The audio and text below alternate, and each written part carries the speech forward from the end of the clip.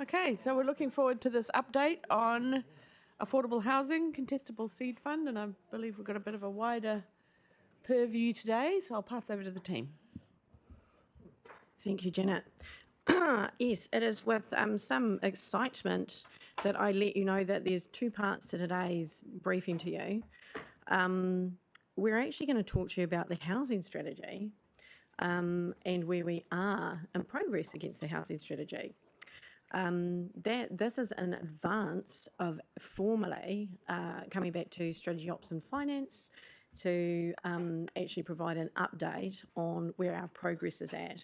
And I should say also the Social Sustainability Committee as well. I can't leave that out, Martin. We know that's coming. So we'll have further kōrero about the detail of it, but I wanted to make sure that you all had a bit of coverage before we get into a deep dive. And then you'll see here perhaps something you're not expecting to see, which is a contestable seed fund. Just to set the scene before we get into the detail of what on earth are you doing, I just want to say to you, the Contestable Seed Fund aligns to some of the work streams in the housing strategy, which is why we're starting there, so we can put some context for you. I also just want to reassure you, and this is me putting Chris is focused on affordability and knows that you don't want to put more burden on ratepayers. I just want to let you know, you allocated better off funding from central government to the housing program, and so the funding from the better off funding is being used for this. And so what I want to I want to plant a seed for you is we are currently in discussion with the Ministry for Housing and Urban Development about a pending $1 billion housing incentive fund that is going to be rolling out in about 12 months. Our proposition is this kind of contestable seed fund will support our district to be in a position to make the most of the opportunities around social and affordable housing that we think will come through. So 1 billion, B, with a B, billion. And I just want to let you know something else, is that MHUD has picked us as a district that they want to engage with as they start to shape how the fund is going to work and the criteria and things, okay? So, and that's not by chance, it's by the fact that we've built over a number of years a really good working relationship with them. So we're not going to talk about that fund today because we're just starting conversations, but I'm just wanting to put this presentation in context for you as to why we're talking to you about it, what this is about, and for me, it's about us starting to get prepared so that, you know, when we talk about being shovel ready, we can't wait till a fund comes out and go, oh, we're going to do stuff. We need to be in a position to be supporting our sector and think about what our community needs in advance of that. So the team today is just going to start to drop into that conversation with you, and there will be further opportunities for us to chat. So this is the first time we're talking about it. We do also want to talk about it in the Social Sustainability Committee and Strategy Ops and Finance, because we're trying to be transparent about the things we're doing as well. So that's the broader context for you. And then I'm going to hand over to Stephen and Darren, and they can dive into, so what is this all about? So conversation of two halves. Bit of excitement there, guys. Some good things to come. So I'll hand over to Stephen. Thank you, Chris. Good morning, everyone. As Chris outlined, the purpose of today is to update you on, first of all, the Housing Strategy Work Program and the progress we're making around that. Then we'll talk about a connected piece of work, which is the Better Off funding housing projects. And we're going to do a bit of a deep dive into one of those to really outline to you the preliminary work we've done on a contestable seed fund for affordable housing, and get your feedback and hear from you what we should consider when we're preparing the fund for approval by the Strategy Operations Finance Committee. Thank you, Chris. So, as I'm sure you're aware, the Kapiti Coast District Council Housing Strategy was approved in May 2022, and it outlines the various roles that the council has to support the delivery of housing outcomes. We'll work through the objectives and the focus areas of the fund. So these are the 5 key objectives in the strategy: healthy and affordable housing, well-functioning housing type and variety, resilient sustainability, and Māori housing.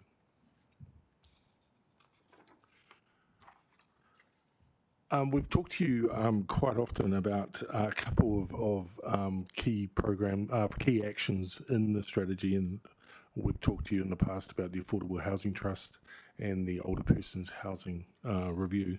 But I think it's important to point out that they are 2 actions, and there are a whole raft of actions that we're working on. So the strategy's been in place for 2 years, and we're making good progress on a number of fronts. I think complex housing is a complex issue, and there unfortunately are no silver bullets. And the strategy also recognises that it's not the kind of solutions can't be delivered by just one organisation. And council has a role, as a number of roles, as a regulator, as a facilitator, enabler, and as a housing provider. So in terms of the focus areas in the housing strategy, they're outlined in terms of increasing the quantum of new homes built, looking at the typology of houses being built, wanting to encourage particularly 1 and 2 bedroom units to be built in the district because there's a lack of supply, addressing housing affordability, and working in the area of social housing, availability of social housing, and addressing homelessness, and that leads into emergency and transitional housing. There's also a need to meet projected growth and look at infrastructure and service provision, and of course Māori housing. It's a whole of council strategy.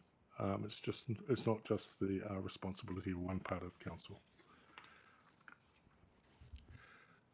This is a summary of the actors and actions and what we're calling a customer continuum that we developed. And this was particularly useful when we were thinking about our development facilitation service. That's where we assist developers and organisations who are undertaking strategically important development. And we looked at the different sectors that we work with and the ways that we can assist and what our role is with them.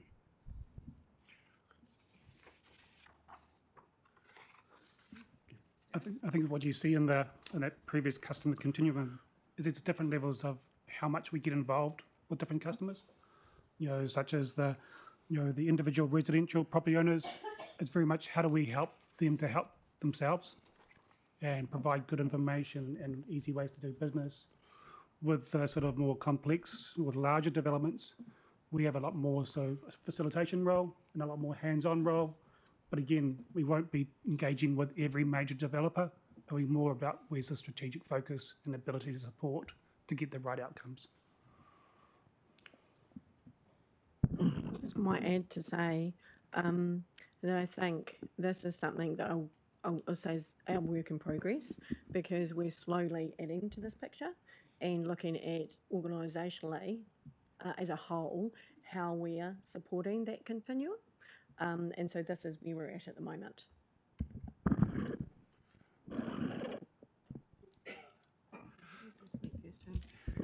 Before we get into progress, I do just want to note, we wanted to give you a bit of a signal about how far is our progress and what we've already said we need to do, because I think you'll understand that housing is a long-term game. It's a marathon, not a sprint. You don't end up with another 4,200 houses tomorrow. It takes time. I also just want to say to you, with the current economic conditions, I will say, housing crisis, yourself that it's getting harder for people to find affordable rentals, to find affordable housing, to do a lot of things, social housing, emergency housing, transitional housing. It's all a mix of porridge. I'm saying that up front because we are looking at this as to how we're influencing and how we're in the long game of this, not that we're fixing it tomorrow. So I just want to say that out loud. So don't expect to go, we're at 95% before we start to do this. We're trying to be realistic about how much more is there? And it's not indicative of how much we think we're spending. I just want to say that as well. So back to our previous role, a lot of the stuff we do is about influence, I will say activating, convening. You just talked about MHUD, so all those sorts of things. So I'll hand on now. So we just have a few slides where we just work through the focus areas that are identified in the housing strategy and the actions. And we're just presenting the where we're at with those different actions. And as Chris points out, I think there's the recent changes in government policies will also mean that we have to change and pivot to take account of different focus by central government as well. So we've just presented for you the actions and the progress around the quantum, the typology, and housing affordability. And I think things like what Chris said before in terms of the market, so like in terms of development facilitation. So we're working with a lot of developers at the moment, but the market conditions are really hard for them to move forward with projects. You know, there's a lot of people in the planning, the pre-consenting stages. Whether they have the ability to press go right now is really difficult. And so it's just understanding those sorts of things to sort of say, well, how do we work with people as much as possible to progress things? But they're not going to press go until they can actually make sure it's a feasible, viable project. So it's an ongoing thing. You know, we've actually got some really good relationships being formed and really good understanding, you know, coming about in terms of what's happening. But it's not, you know, it's really difficult to move these forward right now. I think that's also the situation with the typology. Again, typology in terms of smaller 1 and 2 bedroom homes, they're really difficult to make feasible. And with the current market environment, it's really hard for those to move forward. People are going back to the 3 and 4 bedroom homes, which they know that generally are a lot more marketable in the current environment. It's challenging to make those smaller units work. I just want to make a couple of comments. So the first focus area, the quantum of homes being built, I think we've just touched on a bit of those. You'll see that in all areas from A to E, we are it's either ongoing or we have things underway, and there's a little signal that says, how far have we got? So you can see we've kicked off, but we feel like we're still in the early stages of starting to do some of that. The typology of houses, you'll see we've actually got a completed action. Now, you guys will be familiar that we did our housing needs assessment. And as a result of that, we've had actually a huge amount of interest from people like Kainga Ora and the Ministry of Housing and Urban Development. And that's why they know where we're at and why we've been invited to get involved in stuff. Because we're actually, in fact, I will say this, we've come here, we have a really great working relationship, I think, in our housing space with our AV partners. And MHUD comes to those. And that's a really big deal to central government. And I think that's the other reason we've been positively pulled in. But also because we were able to describe that we've got need and we know where we're at. And so that was a really big deal to central government because they don't have that picture. I know that sounds crazy, but they don't. And so that puts us a step ahead. You'll see the next lot of things that come down start to get into things like district plan changes. You know we have things underway, but we're going to be coming back and talking to you about those. So again, it's a work in progress, it's not done. Housing affordability, same sort of thing. The one thing in here from A to F that I wanted to call out was E, inclusionary zoning and similar options. You'll be like, Chris, what is that?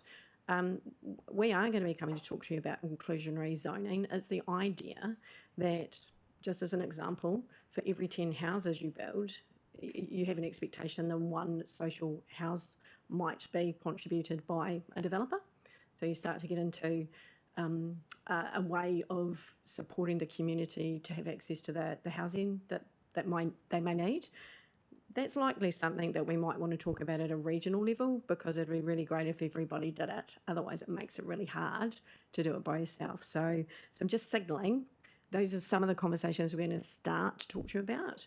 And that's something that will come through in the district plan when we start to talk about what priorities we might have.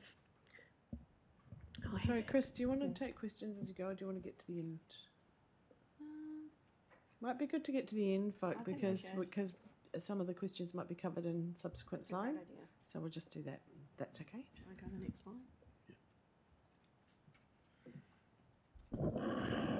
slide? So just moving along to other focus areas in the strategy and actions. So the focus of social housing availability and homelessness. I mentioned changes in government policy. I think changes around emergency housing have to be understood. They're being implemented by MSD at the moment, and we are basically understanding what those changes mean and what they mean for the district and the way that services are put together for homeless people. We continuously advocate for more emergency and transitional housing. And of course, the infrastructure and service provision to meet projected growth. I just do want to say one thing here. Around the social housing and emergency and transitional housing, as we hear more from central government and the next steps from some of the reviews that have been underway from entities like Kainga Ora, we might see quite a big shift into local services, local providers, and leaning into existing providers and communities to do more, and perhaps Kainga Ora to do less and to have a slightly different role. So Kainga Ora is going through its own discussions at the moment, and we haven't heard confirmed position on things, but there's a lot of discussion between key parties and communities about the shift that might occur. So as we know more, we will let you know, but just saying this space is probably going to really shift over the next 2 years. And you know, the $1 billion fund I mentioned, that's meant to be supporting that shift. I did also want to note, we've previously talked to you about things like social housing in Kapiti and people in Kapiti having access to it, and how there's been some issues with that. And so that's in the mix of this as well. So you can see we've had a bit more progress in these zones because we have been doing quite active in here, and there's been a bit more opportunity. But until we hear from central government where they're going to land, it might go a little bit slower for a while. We'll still keep doing what we can, but we'll have to see what pops out that side.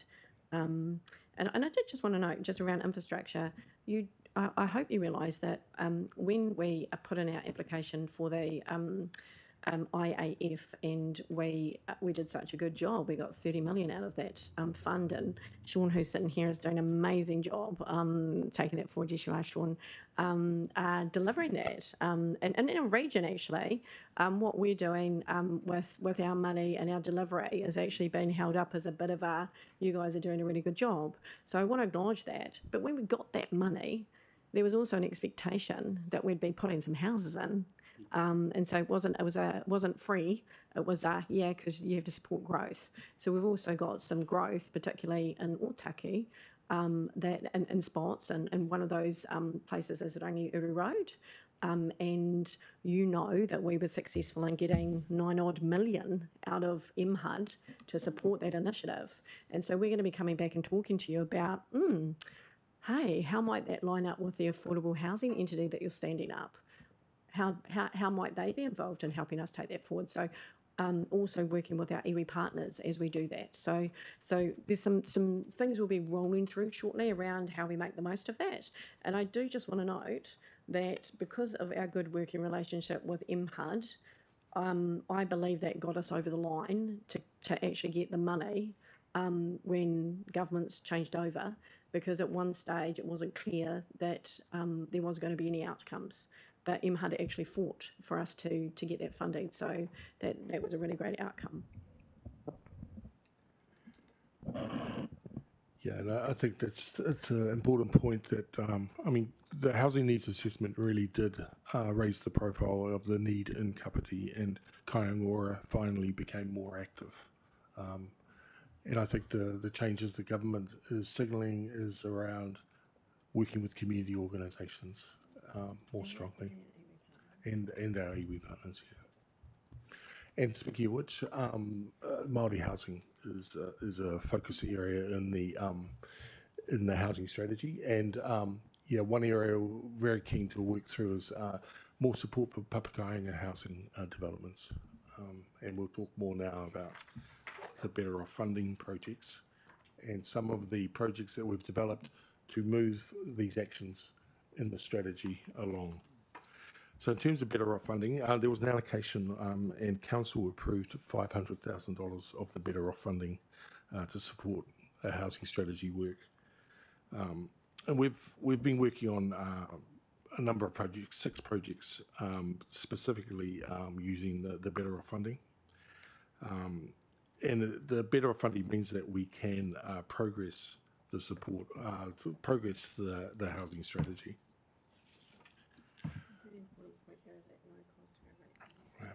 And just to reiterate, that funding came from central government. It isn't coming from ratepayer. So the projects we've identified to work through are with.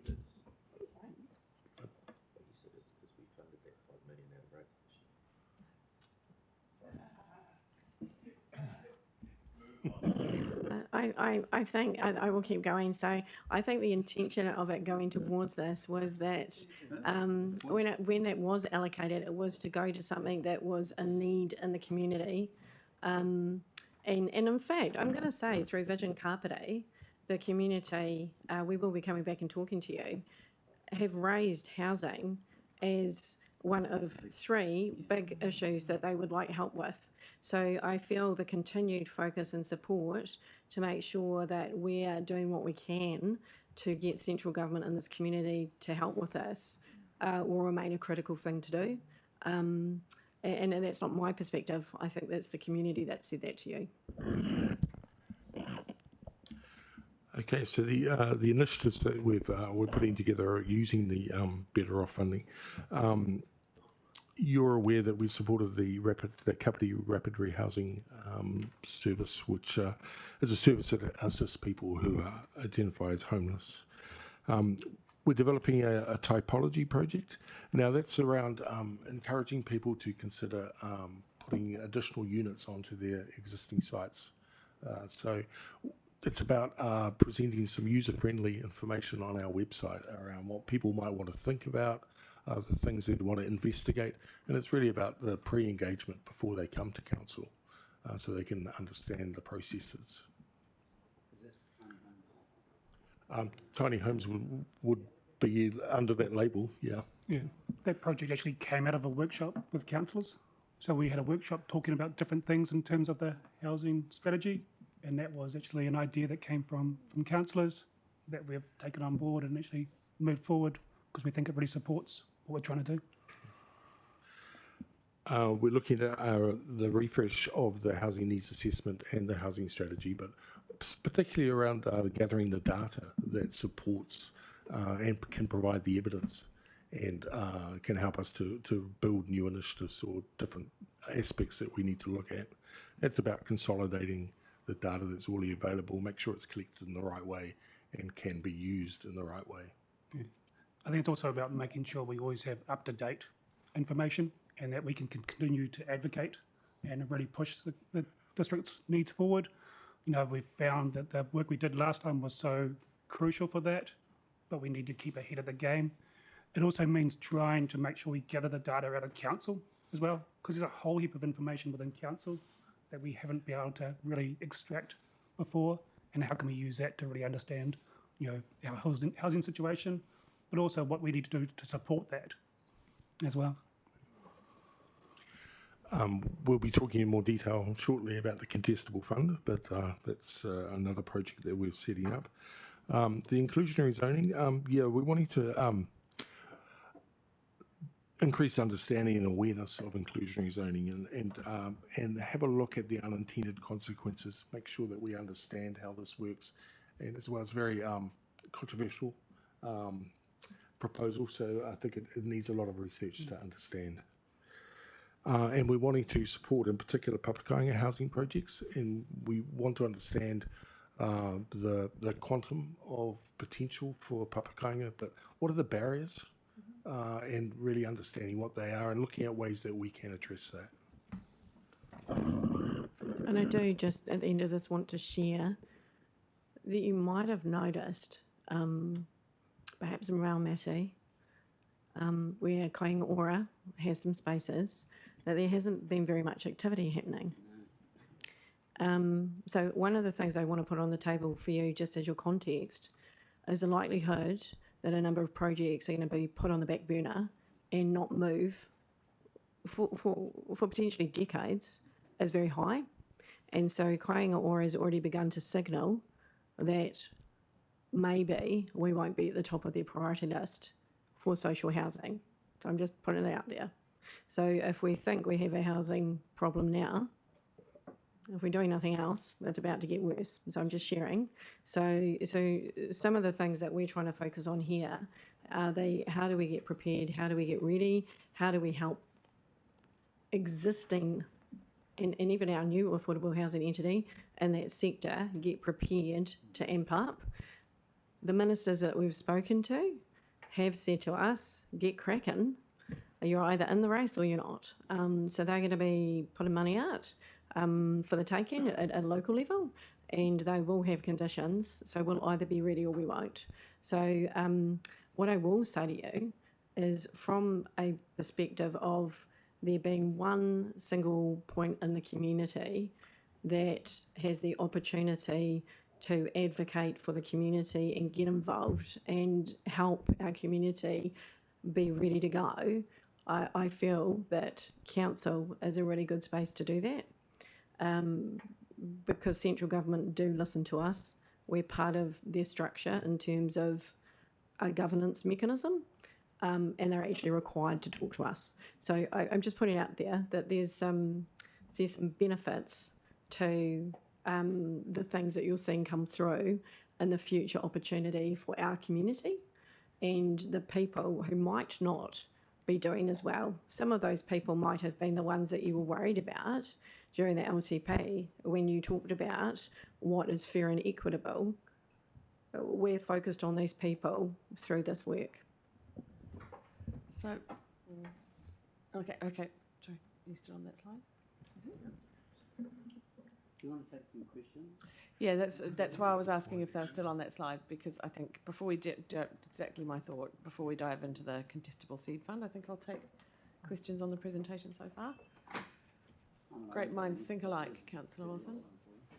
Jocelyn has one. Jocelyn. I've actually got two. On page slide 7, it talks about the growth, the district growth strategy. You know, and I think it's a good approach to take, but it's my understanding that we were going to review that, because the day actually I think the day after that document went out to public consultation, the intensification regime was dropped on us. So I'm just, you know, whether it's actually what we currently have in that strategy, whether it's actually fit for purpose going forward, given what has happened. So yeah, I see we are. It's just for those looking, and Lawrence is helping me there. It's focus area 1, quantum, action A, implement the district growth strategy. Yes, you're right, Jocelyn. What we're going to be doing, and we're talking about Vision Kapiti Stage 2, our master planning, where we're coming back to you to unpack a few things. We've also got an action through PC2 that says we're actually going to look at our growth strategy and make sure it's still in the right zone. We aren't doing that. So Jason, when he came and spoke to you about the omnibus plan changes, said that we just pushed our date out to December. We're still coming back. So it does say implement. It will be ongoing. You haven't seen us actively pushing anything in that space, other than the fact that we've done PC2, which lines up to it. We'll be swinging back around to talk about that. So if we haven't talked to you about it, we're not doing anything. I think that's the promise or commitment I can put on the table. And there's the urban panel, don't worry, I'm looking at you, Rob. See, he was waiting for me to say that. That's in there. Yeah, that's not on there yet, but it will be. Yeah, sorry, Jocelyn. Thank you, Chris. So I suppose you know, you mentioned PC2, so there is also the option for this council to reconsider that. So is that in the pipeline as well? When we come back and talk about the potential district plan changes that you want to prioritise, we're happy to look at a wide range of things. What I will say to you is in previous conversations we've talked about wanting to focus on biodiversity. We've talked about wanting to push some things around mana whenua changes. There's a whole raft of changes that might be coming back through central government as they change the Resource Management Act, and even potentially the Coastal Policy Statement, which I know you are all familiar with. We're going to come and talk about what's coming through and what your priority is, because we can only push so much change through at any one time. And so we will have to talk about what the priorities are and what you want to focus on. If that was a desirable thing to do, I would want to talk to you about how much it costs and how long it takes. So it's a 2-year process and hundreds of thousands of dollars if that's what you want to do. So we just want to make sure you understand the decisions you're making and what you get from them, because there might be alternative things that you decide you could do if you have any concerns about some of those things. So just popping that on the table for you. Okay. Is that useful? Yep, that's good, thank Great. you. And then on slide 12, Which one's that? Sorry. the Better Off Funding Right. housing initiatives.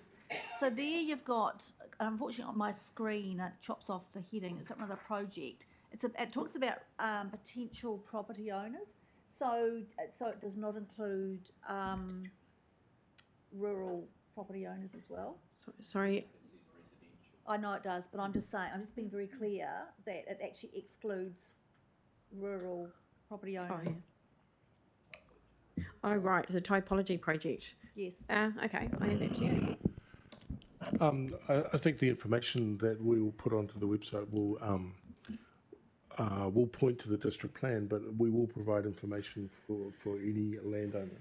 But they will need to go through processes around the RMA and so forth. So it actually does include all. Okay. Thank Yes, you. yeah. Thank you. I was just chatting to Darren about, I think, just per my comment around district plan changes and where the priorities are. Just with district planning, we don't have a team of 200 people doing work. We have a really small team. And I'd just like to introduce you to the housing team. Okay? And sorry, Darren. And actually, we've got a point over here. So we do not, and actually, Ivona is helping us out with better off funding. We don't have a squad of 200 people doing work, and so we really have to prioritise what we do. So if you want to talk to us about there being other priorities, we're happy to do that. We're focused on the ones that we've previously agreed were the priorities, and that's what's on the list. Martin and Rob would happily join the staff. I know. In fact, they do. So I think should I tell them that we actually hang out quite a bit and we're working together. Yes, they are definitely. As long as the remuneration went with it. Okay, Liz, you're up. Just a follow-on question on the typology one, which I'm really interested in.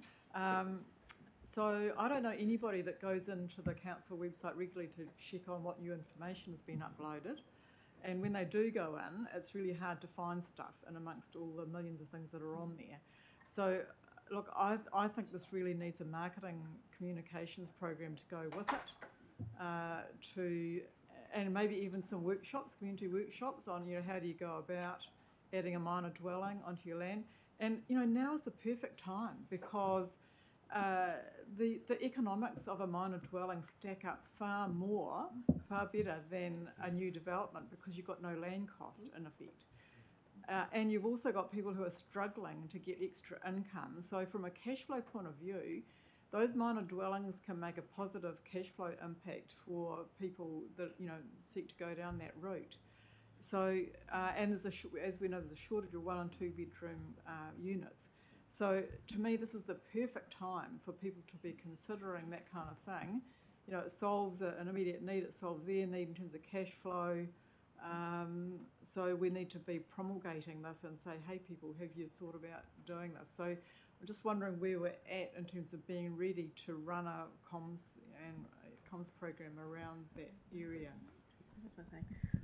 I'm just going to say before the team perhaps dive into a bit more detail, I have actually been, Darren and I have been talking about the criticality of getting some really good messages out across some of the work that's underway in strategy and growth, including housing, economic development, tourism, a whole bunch of places. So we are going to be developing a bit of a communication plan and strategy to come out and share with you.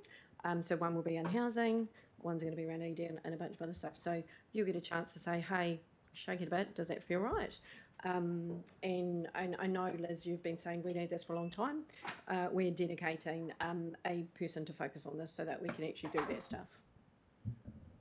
From the comms perspective, you mean? Yeah, so that we can actually come back and go, this is the comms plan. Here's a 12-month plan of the stuff we're going to talk about, and actually go, guys, have we missed anything? Do you think we need to lean in something? So we'll give you a chance to poke it and tell us what you think. We're not talking a wildly expensive, put everything out, be really practical stuff like, you know, we had our engagement hub and people came and talked to you. It might be, how do we use some of those things to talk about some of the topics and have some of these things rolling around? Because we actually got so much positive feedback about you guys being in the hub, but just the hubs overall, because people actually knew where to go. And I will actually say, Isabel Mallarat from Karma actually said to me when she was talking about engagement that she thought the hubs were really cool. Obviously, they'd like other stuff as well, but they thought the idea of being able to interact and talk about stuff was a really neat thing to be doing. So we might come back to you with slightly more innovative ways to get some of this out, because the reality is I don't think everybody is looking on social media, and I don't think they're all reading the paper, and they're not all looking at our website. So we need to find a different way to maybe engage with people. So we'll be coming back and talking about that. Stephen, you might want to say something more specific.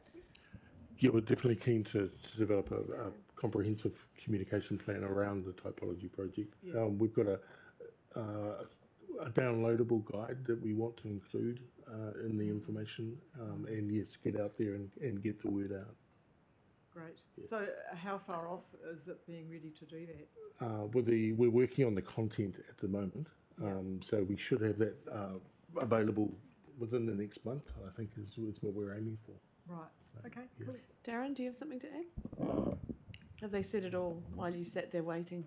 I was just going to say, I fully agree with what you're saying. The last thing we want this to be is buried in a website that people can't find. It is about being user-friendly, and I think in the previous version that was highlighted in black and bold, you know, in terms of that's the focus about being user-friendly. And I saw Ivana taking lots of notes as she was talking in terms of our comms approach, because we do want to make sure it's accessible for everybody and we don't just stick to our traditional approach. Yeah, and if we can run composting workshops, why can't we run Yep. a workshop on how to... We know that other neighbours have done that in the past, and it's worked really well in terms of engaging people and making sure they understand how to use the guide as well. Yep. Yeah, I'll just remind that this is being recorded and live streamed, so could we use our microphones, please? Have you... That's it, great. Cam? Ngā Madam Chair. This is awesome to see, and particularly with the focus on emergency housing, social housing, affordable, etc. So of course that immediately brings to mind a couple of other alternative housing methods. So I hate to call it a commune, but the likes of Makahuri, where they're trying to get, you know, up to 15 different families living on one site. Co-housing, where multiple families are in one building, and also the boarding hostels, where people basically rent a room and then use communal facilities. Are they part of the plan, or is it not something that we're really pushing in terms of trying to give alternative places to live? I think there's a number of things that we are doing. We mentioned the development facilitation process, and I think we're always open to have conversations with people who have innovative ideas or different approaches, and to assist them to access the right places in council to get information or guidance on how they might be able to further those thoughts and those proposals. Because I've seen some successful developments where friends of mine actually basically took over a rest home in Christchurch and then converted that into a facility to allow students and business people and people that don't want to own a home but need somewhere to have, you know, Yeah. put their heads down, have a workspace and a communal cooking facilities, and that's, you know, they're 100% occupied. Wow. It's something that I don't see in Kapiti. I feel like this might be a perfect thing to put on the table at next week's symposium, because I think we had a conversation with KYS at one stage, and KYS were looking to trying to get kind of, I think it was a 5-bedroom or 6-bedroom place, and so that they could actually start to support youth who weren't ready to go out by themselves, but they couldn't stay at home, and it was kind of like a transitional phase, and it was almost impossible to find something that would work for them. And also there was a bit of an issue around the cost of trying to set these things up. So the idea that you actually need, you need people to wrap around some of those things, and when I say people, I mean central government, to maybe support those things, is probably an understatement. And I think there are some really important considerations around the ensuring people have the right safety mechanism in place, both for working with vulnerable people, but also you know, the whole fire and all of those issues that you need to think about. Yeah. The situations I was thinking of is probably not quite housing for people with needs. It's actually housing for people that just need a small place. You know, just alternative options. I'm just raising it as a possibility. Yeah, I think that's a really important point, that small places aren't just for people who are part of our vulnerable population. They're also just for other reasons sometimes. I'm going to take Kathy and Nigel, and then we'll move on with the slide presentation. Hi, thank you. I bailed up a guy the other day in the supermarket who had a kainga or a shirt on, and he thought that I wanted to talk about Raumati Road. But anyway, he said he was not in favour of clusters. So I picked up from that kainga ora may be rethinking whether they, like Raumati, whether they build them in clusters or whether they buy, you know, separate houses out in the community. Do you know what their thinking is, or have you got a relationship that you know what their thinking is around that? Given my earlier comment about the fact that potentially we might see a big handbrake go on, I think it's a really great conversation that he's having with the community, but I'm just not sure where that's going to go in the short term. Oh, okay. That's why. So I wondered whether that was why around Matty kind of nothing has happened down there. Whether they're rethinking their approach. I think the handbrake is on the projects. I'll put it this way: the projects that aren't considered to be shovel ready might not be going anywhere. We're not considered to be shovel ready, so they've got a whole. When you say we, you mean Raumati? Yeah. Yeah, so there's a whole ton of stuff to get ready to go, to push go. They're not in the phase to do that. They're in very early phases, and so they are looking literally across the whole country at where their projects are at and the phase they're in, and they're going to go through a process of deciding to formally turn stuff off. They will actually notify us. They haven't notified us permanently, but formally, sorry. And so we're in a bit of a holding space.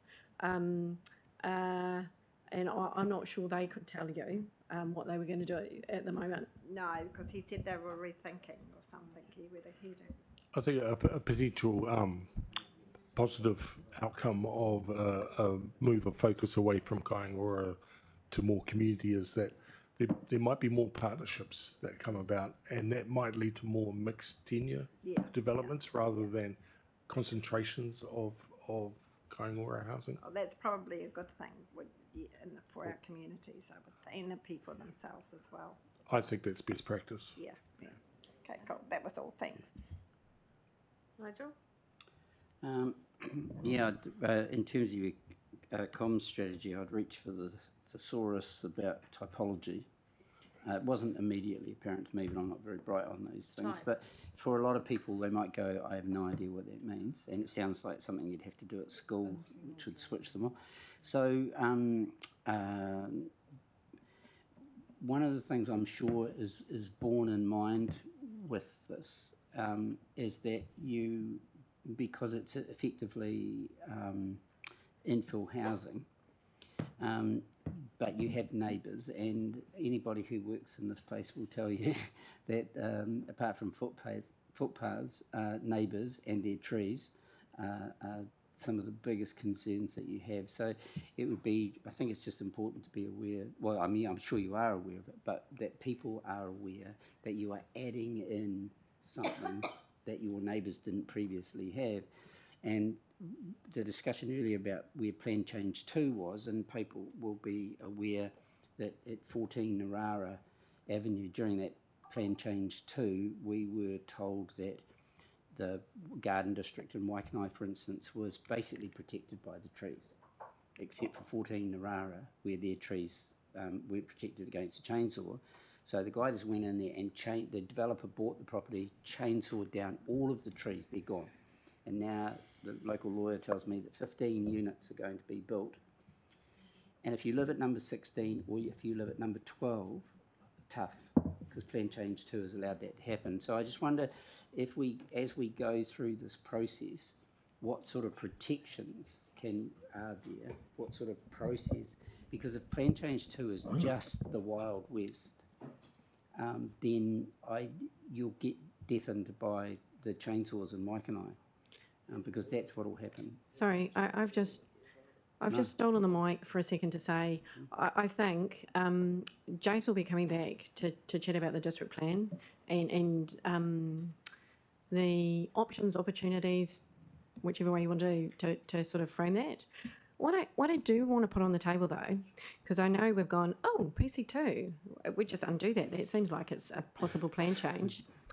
I don't know if you heard the national government's policy, but it said something like flood the market with houses. And so I don't think it's undo PC2 and don't grow. I think it's you will all grow, but you can grow with some a little bit more flexibility. There is no don't grow opportunity. We will be growing. So I just want to just pop that on the table, not to unpack and work out today, but I don't want anyone to leave here thinking that this government has gone, don't worry about PC2. So other districts who don't have a PC2 are now going to have to try and manoeuvre their way through whatever the new flood the market with houses in, which might be worse than PC2. Not sure yet. Yes. So I just want to just plant that seed for a sec before we get to our district plan zone. And we're not going to cover those protections today, but Jace knows that you want to talk about that. Yep. So when we come back, we'll make sure we've covered those off. Okay. And just the final point for me was round Kaingaora, and all the political feelers will obviously tell you that the government just wants to basically cut them and privatise their properties that they currently have. So I'm just wondering about how those current Kaingaora properties in Kapiti, and presumably we've got a run of those, what they are. Be quite interesting to see that, actually, just to see what the scope of it is. And how much of it is the possibility of being able to transfer that into this new entity, which would then have an opportunity to attract funds for, say, property development, as they effectively become the property developer or the public-private partnership type arrangement.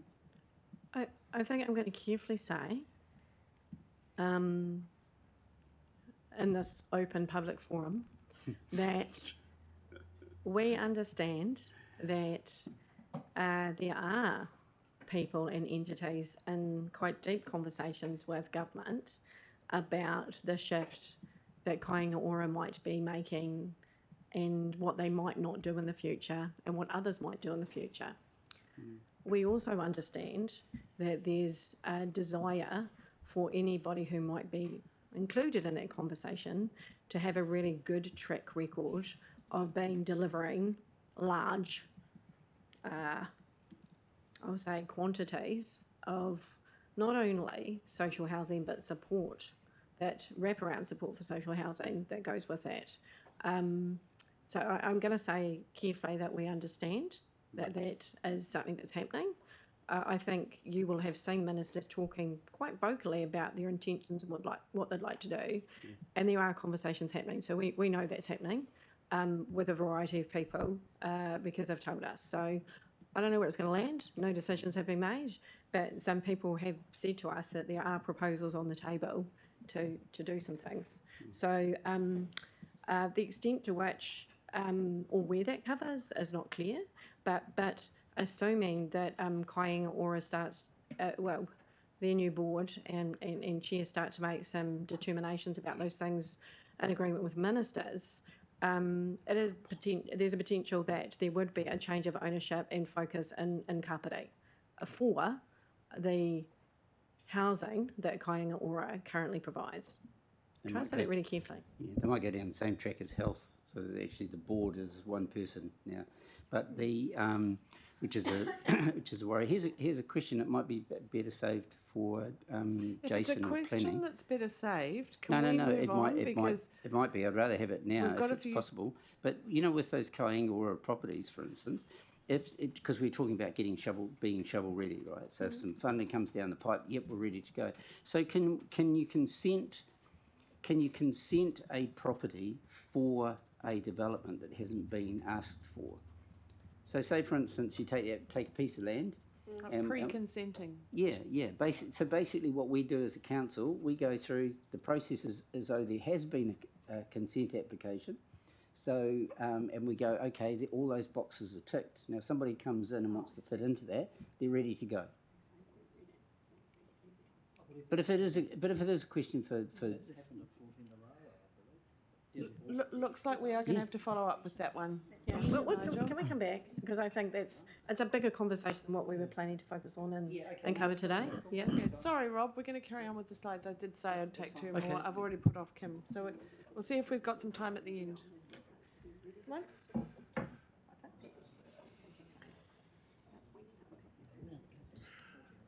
Okay, so just to give a bit more detail about what we've put together so far around the Contestable Fund.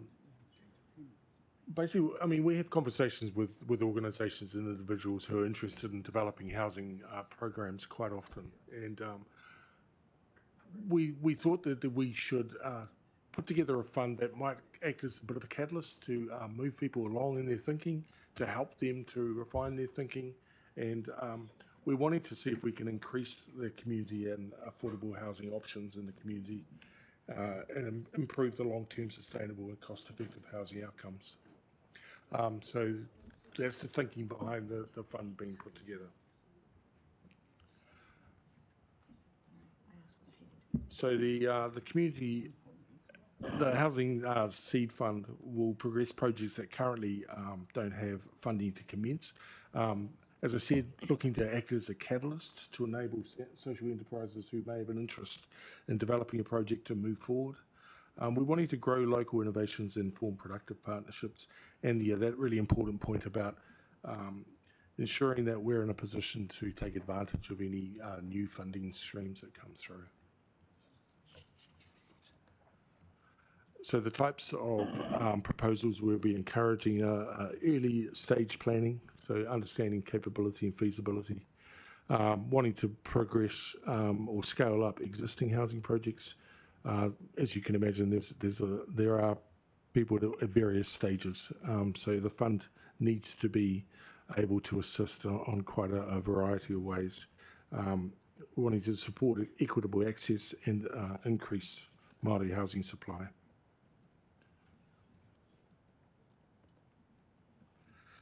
So what we're thinking of is a one-off fund of $150,000 in the current financial year. We're not thinking that there will be a cap for individual applications, but we imagine that there will be between $30,000 and $80,000. But if there was a proposal that was particularly valid, then yeah, we'd want to have a good look at that. We want to have a bit of a targeted contestable grants process, and we wanted to establish an independent assessment panel, and we also want to assess and understand the learnings and determine if the fund could continue into the future if there was funding for that. We thought it was really important to make sure that it's a simple process, and as well really keen to ensure that people aren't asked to put in a whole lot of effort and work for little or no outcome. So really wanting to understand whether people are eligible. So we've developed some criteria for that, and keeping the application process as simple as possible. We do want that panel to have an interview with potential applicants and have conversations with organisations who might want to apply to the fund before they apply, so that we can determine eligibility and work through any issues. So in terms of the eligibility criteria, we'll be looking for organisations that are a legal entity, trust, incorporated society, and so forth.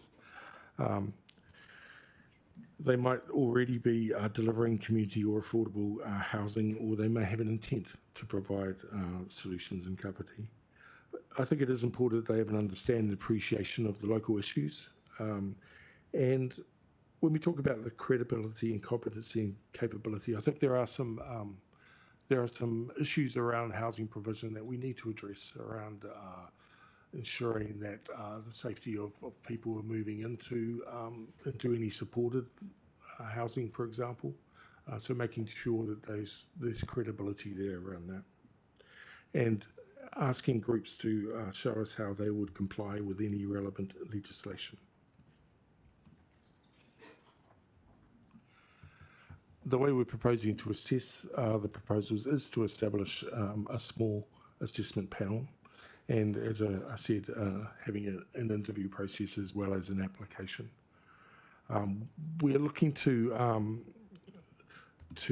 provide recommendations for funding, and we're suggesting that the delegation be given to the social sustainability subcommittee.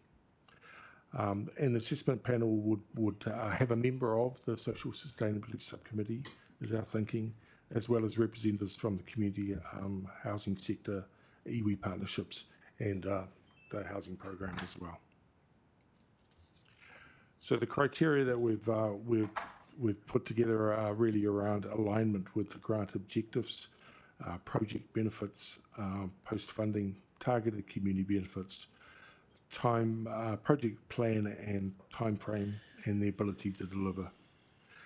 Value for money obviously is on that list too. So in terms of how we develop the thinking around the fund and the process, we'll be presenting to the Social and Sustainability Subcommittee to seek endorsement around the detail of the fund, and then go to the Strategy Operations Finance Committee, seeking approval to proceed, but also to delegate that authority to the Social Sustainability Subcommittee. Form the panel, then we've given you some dates there around the process of assessment and recommendation. We're looking really to, the intent is to distribute the fund by the end of this calendar year. I just want to finally say that we believe that this timeline would support those who participated potentially in this process to be in a better position. You know, the fund I talked about, the $1 billion fund that we know is coming down the pipeline, would give a bit of a runway in, so that MHUD at the moment saying it's 12 months away. As we know more about that, we'll let you know, but it gives us a good chance and opportunity to be in a good position to leverage off that. That all looks great. Do I have any questions about those slides? And then we'll see if we've got time to duck back to Rob. Shelley, is that yours? It's kind of off to the side. Just a question, is there any potential that, because the fund is going to assist people to build, and that they'll create assets and income, is there any scope to have a payback system where it can then help other people to do the same thing? Because I'm not sure if it's a trust and stuff, supposedly they don't make money, but they do. So is there that option to actually encourage this money to have an effect ongoing rather than just a one-off? I think I'm going to say We can absolutely look at that, Shelley, because I think one of the things that we'd said in an earlier slide was that we were wanting to understand if it would be possible to do it in future years. And so we'll have to think of, and I hope you'd be expecting us to do this, we're trying to think of innovative mechanisms for that to occur. So it doesn't always mean digging in the pocket to put out. So yeah, absolutely. And if we're lining ourselves up for things like MHUD's or whichever minister it is, Bishop's Fund maybe, then we would expect that we'd be looking at how does it come back so that we can continue to support and grow the sector here, if we can. That would be ideal. Hi. Hey, that $1 billion contestable, or that $1 billion fund that's coming down the pipeline, it seems to be that the council has been and is very good at that stuff. Like, we're really good at it, as we can see by the things we've been talking about. Is there any capacity for some of that 500,000 to stay within direct control of council, to stand up a unit for them to focus specifically on that pipeline? Or is there the capacity already within the council are we already doing that anyway? I feel like you might be, I'm just also just pointing, I'm not Sean, from Sean down and round here, I think Sean is involved in it too, but you know what I mean, in terms of making stuff happen, and on the road there, I think we're going to have people dedicated to looking at money that central government has. So we've got that capacity anyway, Yeah, and this is extra for... Yeah, so we're going to be prioritising getting access to that. So we're going to be talking to you about a regional infrastructure fund shortly. There's 1.2 billion. We've got $1 billion coming out around housing. And so central government's slowly rolling out funds that are focused on growth. So that's the little bit I didn't say to you, is they're focused on growth and your growth story. So we're going to be talking to you guys about that as well. So both of them focus on that. So short answer is yes. Okay. And just a quick follow-up. You know how under the plan change 2, we were considered tier 1, and we all sort of like scoffed and went, how can we be tier 1? Is that now helping us or hindering us moving forward in terms of that development? Or are we still being continued to be seen as tier 1? I'm just going to say very carefully, we're tier 1 when it comes to growth. We're rural when it comes to health.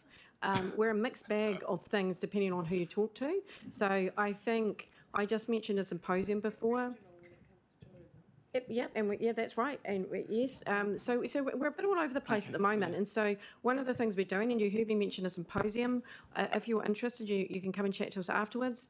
This is the start of a conversation about how we fit together with all those bits and central government, essentially, so that we can start to go, this is weird. So I'm going to be honest, health didn't even know that we were rural. So just to share, they were like, what, you're rural? Yep, we're rural. So we just need, what's that?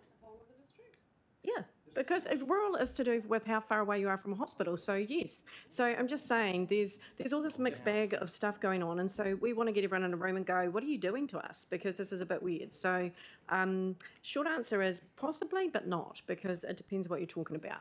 Awesome, thank you. Thanks.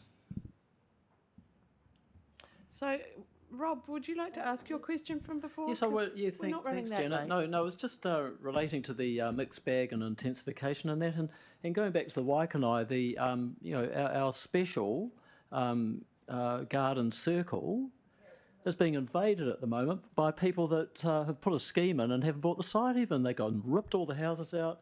Ripped all the trees out. They're demolishing a very well-designed house done in the 80s and replacing it with these about 14 units. Is that right? 21. And the neighbours are just screaming. And so we've got this mixed bag. We've got forced intensification. We talked about qualifying matters in these protected areas. Has this actually taken traction? Is it? So, Rob, I just want to say you've raised an incredibly important point. That's what we need to prioritise around a district plan, is we need to know from you guys what's most important to push forward, because every time you add something to the list, some of those things are dropping down the list. Well, I'm sorry, I've been pushing this, special character areas. Yeah. Paikokariki, we've got Raumati, we've got, Waikanai Gardens Circle and Old Taki, they're all special areas. And government have gone, wow, intensification from the top down, and said, this is what you're going to do. Well, we're going to go from grassroots up. That's what we want. And we want our protected areas, our special areas protected. The developer's just going to make mincemeat of these areas, and they are now. And I want a safety valve now. Well, I think council do. Yeah, I'm going to channel Jace for a minute. Just pretend I'm Jace. Jace would say to you that we do have some protections in place at the moment, and it might be that we need to test that they're in the right place and we've got the right coverage, and that is what we're going to do with you. I think also, I'm just going to go, can I be practical for a second? We're going to spend, I'm trying to think of the fastest. You saw the omnibus plan changes. Do you guys remember the fastest plan change that went through? It wasn't 2 months. So the Resource Management Act requires us to go through a certain process, which is lengthy, and it involves consultation, and we have to talk to people. So we're not going to be able to do things quickly, and I can't promise you that. But what we will look at with you is what levers we can pull to try and address the things you're worried about, and to see how we work on that with you, whether that's a district plan change or something else, and to also just understand what it takes to do that. Because now I'm channeling Darren to say, we only have so much resource, we only have so many, we've got to prioritise. So if you want something, something else will fall off. So that's the discussion we'll be having with you about what's most important and what do you want to see go forward. So we've written it down, we haven't lost it. I just want you to know, urban panel, natural character, uniqueness, we know, we've heard you, we are coming back. But it is not going to be a speedy delivery. And it's not because we don't want to, it's because we have to operate within the bounds of the law. Yes, sorry, I was also addressing a question that was asked about a pre-purchase development. Can you, I think this is a case in point. It's a case in point. The developer has, designed, 16 units? 21. Hasn't bought the site yet, and he's taken the trees out. And the owner has said, go away. You haven't, I think he might have paid a deposit or something, but there was a pre-purchase scheme done, and he's gone in and just levelled the site. Okay, we're all very upset about Narara Road, and I think so am I. I'm going to channel Nigel Wilson. It would just be helpful if people put people over profit and value over money. Yes. Anyway. Oh, thank you. Yes. Thank you, Rob. Yeah. I see 12% coming on at this. And I can hear that staff have got the message that we want to put a bit of a forensic over our protections and our planning and just see what we can do in that space. Bearing in mind that it's like sawing through a tree with a bread knife. Sorry, Janet, just very quickly on that, in terms of where council sits, because this is some serious stuff that's going to hit a fan quite shortly, I think. And so people are, what's going to happen, I think media are going to come to council and say, well, where are you on this? So I think this is something that council actually probably needs to have a response to. That's one, not necessarily a policy position, but something that's a response, because this is going to be quite a serious one, and a lot of people are seeing this as potentially the first mover. I'm just very quickly, I'm going to say, channeling Jace again, because I've asked him this question, it depends. So it depends whether what tree, what kind of tree, whether it's something that's already listed in our district plan, whether somebody's applying for a consent. There's a whole bunch of stuff around this. I want to say, and I mean this politely, council can't and doesn't go around every property to see what people are doing, and the only time we would know is if a resource consent came through or somebody complained. So I just want to put that on the table, and if there's interest, I wouldn't be able to answer that from a strategy and growth perspective, but I'm sure that other parts of the organisation might be able to come back. Darren's got his light on now. There we go. I'm just going to say really quickly, if there's concern about something that's happening in the district and is a possible breach of the district plan, I would encourage people to report that to council, and we can investigate that and take appropriate action if there is a breach, right? Policy settings are policy settings, and we have to adhere to those. When those policy settings change and they allow for more flexibility in what it is that you might be able to do in the district, then we have to take that into consideration as well. Great. Thank you so much. That was really exciting. There's so much good stuff happening there. I mean, it's just incredible. So bringing money in, giving money out, can't get any better than that, can it? Building houses. Go round. Fantastic. Thank you. Oh, sorry. But I want to say something as well. You go. Oh, So I've just wrapped up actually, Martin. Shelley? No, with regard to housing, that's just another quick question.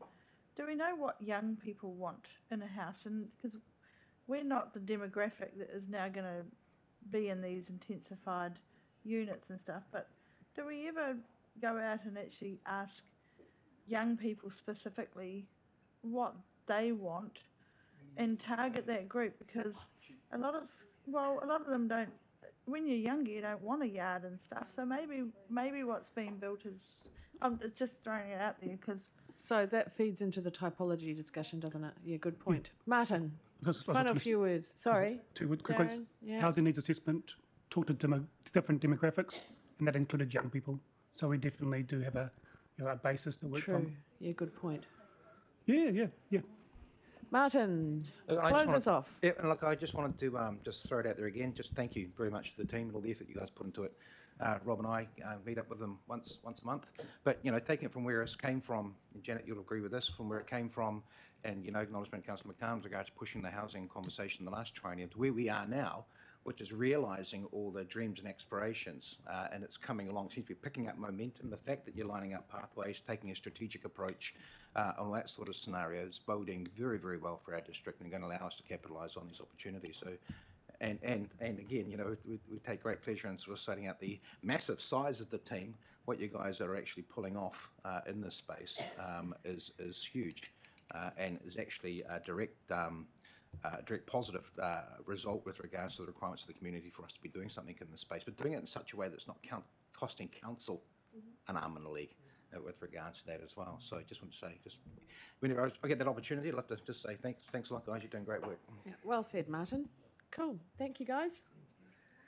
So we'll box on, and because the Wainui Whenua update won't be too long apparently, and then we're free for the rest of the day rather than having to come back.